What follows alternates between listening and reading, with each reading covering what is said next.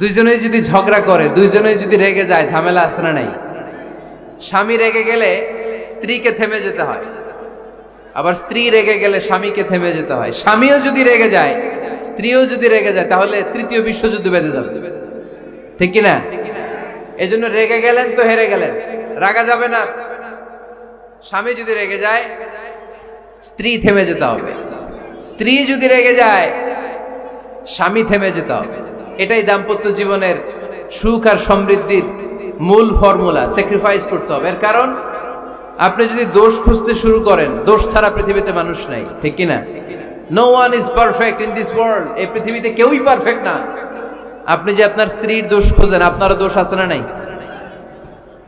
আবার ভাবি যদি আপনার খালি দোষ খোঁজে, ভাবিরও দোষ আছে না নাই?